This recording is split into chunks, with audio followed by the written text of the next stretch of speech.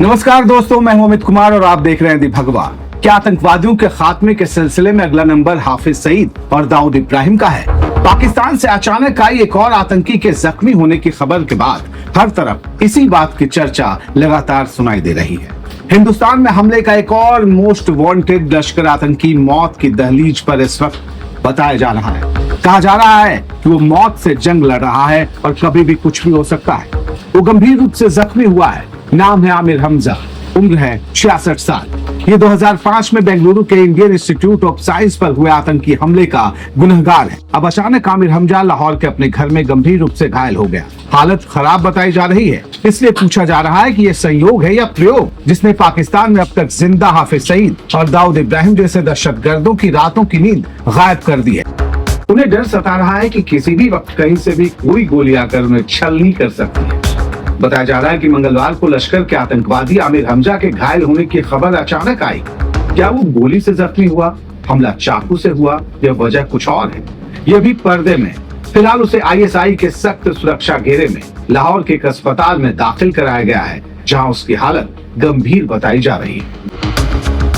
इससे ठीक 3 दिन पहले पाकिस्तान के सिंध में लश्कर तैयबा के आतंकवादी अबू सैफुल्लाह गोलियों से छलनी कर दिया गया था, जिसके बाद उसकी मौत हो गई थी। सिंध के मटली इलाके में उस पर अज्ञात बंदूकधारियों ने धुआंधार फायरिंग की थी। गोलियों से छलनी होकर वो रोड पर गिरा और वहीं उसने दम तोड़ दिया।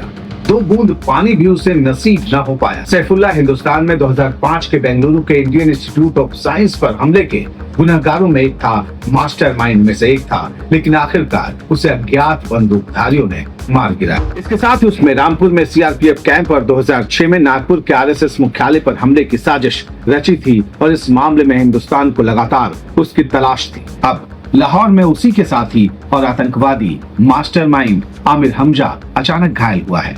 ये दोनों 2005 के बेंगलुरु हमले में शामिल थे, यानी दोनों का रिश्ता पुराना था। दोनों एक ही आतंकवादी हमले को अंजाम देने के गुनहगार थे। तो जाहिर है वही पुराना पैटर्न भी याद आ रहा है कि क्या आतंकवादियों के खात्मे वाले स्पेशल दस्ते ने तो उस पर निशाना नहीं लगाया। पूछा जा रहा कि क्या हर पुराने हमले का पूरा हिसाब हो रहा, हर गुनहगार आतंकवादी को इसी तरह चुन चुन कर मारा जाएगा। याद है ना आपको, चुन चुन कर हिसाब बराबर करने वाला वो बयान। आतंक फैलाने वालों को कहना चाहता हूं कि लड़ाई का अंत नहीं है, एक मकाम है। हर व्यक्ति को चुन चुन कर जवाब भी मिलेगा, जवाब भी लिया जाएगा। आमिर हमजा अमेरिका की तरफ से घोषित ग्लोबल आतंकवादियों की भी लिस्ट में शुमार है। इसलिए पूछा जा रहा है कि पाकिस्तान की धरती पर मौजूद हिंदुस्तान के दुश्मन मोस्ट वांटेड आतंकवादियों को आखिर कौन एक एक कर रहा है ढेर। कैसे एक के बाद एक ये दहशतगर्द जानलेवा हमले का शिकार हो रहे हैं। इनमें से कई मारे जा चुके हैं। अब तमाम खूंखार आतंकवादी इसी वजह से दहशत में बताए जा रहे हैं। अभी 7 मई को हिंदुस्तान ने इंडियन एयरलाइंस के जहाज को हाईजैक करने वाले जैश ए मोहम्मद के आतंकवादियों को बहावलपुर में उनके मुख्यालय को ध्वस्त कर खत्म कर डाला, नामो निशान मिटा डाला। तो वहीं लाहौर के पास मुरीदके में लश्कर तैयबा का मुख्यालय जमींदोज कर दिया गया। एक तरफ आतंक के खिलाफ भारत का सीधा एक्शन नजर आ रहा है, दूसरी तरफ से सीक्रेट ढंग से हिंदुस्तान में हमले के आतंकवादियों को एक एक कर चुन चुन कर पाकिस्तान में मार गिराया जा रहा। हिंदुस्तान में हुए आतंकी हमले भले ही पुराने हों, लेकिन साफ तौर पर लग रहा है कि इसका बदला लेने की कसम खाने वालों ने तय कर लिया है कि जब तक पाकिस्तानी धरती पर मौजूद एक एक दहशतगर्द का पूरी तरह से सफाया नहीं हो जाता, तब तक चैन से नहीं बैठेंगे, निशाना लगातार लगाते रहेंगे। भले ही लश्कर तैयबा का चीफ हाफिज सईद लाहौर के पास मुरीदके में हुई हिंदुस्तान के एयर स्ट्राइक में 10 परिजनों को खोकर भी जिंदा बच गया हो, लेकिन मौत की दस्तक उसे अब भी सुनाई दे रही है, क्योंकि लाहौर में अब उसके साथी आमिर हमजा के अचानक गंभीर रूप से जख्मी होने की खबर आ रही। न्यूज रिपोर्ट्स के मुताबिक आमिर हमजा 66 साल का है। वो लश्कर तैयबा के बुनियाद रखने वालों में से एक है। कहा जाता है लश्कर तैयबा का उसको सह संस्थापक। हाल फिलहाल में वो लश्कर तैयबा की पत्रिका का संपादक है। ये पत्रिका प्रोपेगेंडा करती है आतंकवादियों को लेकर, आतंकवाद को जिहाद बताती है और इसे सच की लड़ाई करार देती है। वो भी लश्कर तैयबा के इसी प्रोपेगेंडा विंग की कमान संभाल रहा था। यह हाफिज सईद का इतना करीबी है कि जब भी लश्कर तैयबा और हाफिज के संगठन जमात उद दावा पर अंतर्राष्ट्रीय स्तर पर प्रतिबंध लगे तो नाम बदलकर बनाए गए दूसरे संगठन का हमजा को ही हेड बना दिया करता था हाफिज सईद। लेकिन अब यही आमिर हमजा लाहौर में अचानक अपने घर में गंभीर रूप से जख्मी पाया गया। कई परतों से छन कर आ रही खबरों के मुताबिक मंगलवार को वो घायल हुआ, जिसके बाद उसे ISI के सख्त सुरक्षा घेरे में लाहौर के पास एक अस्पताल में दाखिल कराया गया है। जिस तरह से हाफिज सईद का पूरा कुनबा समेटा जाता हुआ दिखाई दे रहा है, इस तरह से उसे उसी की भाषा में जवाब दिया जा रहा, उसके बाद निश्चित तौर पर पाकिस्तान में छिपा बताया जा रहा दाऊद इब्राहिम भी बेचैन होगा। दाऊद इब्राहिम यानी डी कंपनी का बॉस, दाऊद इब्राहिम यानी मुंबई के सीरियल धमाकों का गुनहगार। मुंबई धमाकों को अंजाम देकर वो भले ही पाकिस्तान में जा छिपा, लेकिन आखिरकार उसके भी अंतिम दिन अब करीब नजर आते हैं। किसी दिन उसे भी इसी तरह ढेर कर दिया जाए तो फिर किसी को भी हैरानी नहीं होगी। भले ही मुंबई सीरियल ब्लास्ट के 3 दशकों से भी ज्यादा का समय बीत गया हो, लेकिन गुनाह का नेचुरल हिसाब किसी भी वक्त हो जाए तो किसी को हैरानी नहीं होती।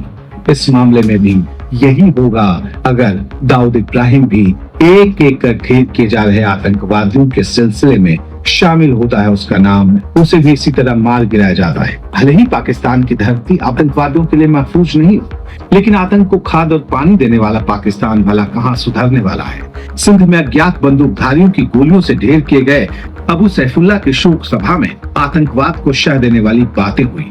पाकिस्तानी सेना की तरफ से बताया जा रहा है कि यहाँ आतंकवादियों को लगातार उकसाया गया।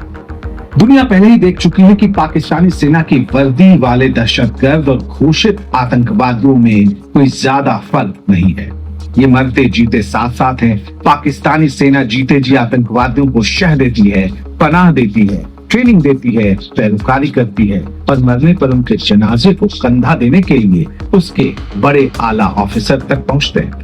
लेकिन आखिर कब तक, ये सवाल इस वक्त सबसे बड़ा हो चला है, क्योंकि हिंदुस्तान का स्ट्राइक वाला ऑपरेशन तो खत्म हो गया, लेकिन पाकिस्तान की जमीन पर जिस तरह अज्ञात बंदूकधारी, अज्ञात हमलावर चुन चुन कर आतंकवादियों को निशाना बना रहे हैं, हिंदुस्तान के दुश्मन आतंकवादियों को निशाना बना रहे हैं, हिंदुस्तान में आतंकवादी हमले को अंजाम देने वाले आतंकवादियों को एक एक कर मार गिरा रहे हैं, जख्मी कर रहे हैं, उसके बाद ये सवाल वाकई बड़ा हो चला है। पाकिस्तान में एक तरफ मोस्ट वांटेड आतंकवादियों के अचानक गंभीर रूप से जख्मी होने के बाद ये चर्चाएं जोर पकड़ती जा रही हैं कि क्या आतंक के खिलाफ जंग लड़ने वाले जाबाज पाकिस्तान की सरजमीन पर मौजूद हिंदुस्तान पर हमले के गुनाहगार एक एक आतंकवादी को जब तक खत्म नहीं कर देते, वाकई वे चैन से नहीं बैठने वाले, वो कुछ बड़ा लगातार करने वाले हैं, जिससे पाकिस्तान में इस वक्त मौजूद आतंकवादी थर्रा रहे हैं। आतंकवादियों को पाकिस्तान में घुसकर साफ करने वाले ये जाबाज कौन है,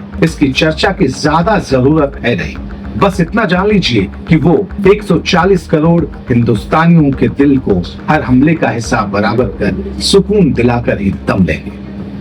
और आखिर में आज एक अपील, अगर आपने अब तक दी भगवा को YouTube पर सब्सक्राइब नहीं किया है तो अभी कर लें। अगर आपने अब तक हमें X पर फॉलो नहीं किया है तो अभी कर लें। आज के लिए बस इतना ही, दीजिए इजाजत, नमस्कार। दी भगवा के इस रिपोर्ट को देखने के लिए आपका धन्यवाद। चैनल पर नए हैं तो सब्सक्राइब करना ना भूलें। नई स्टोरी की सूचना के लिए बेल आइकन जरूर दबाएं। आपके कमेंट्स और लाइक्स हमारे लिए बहुमूल्य हैं। देखते रहिए दी भगवा।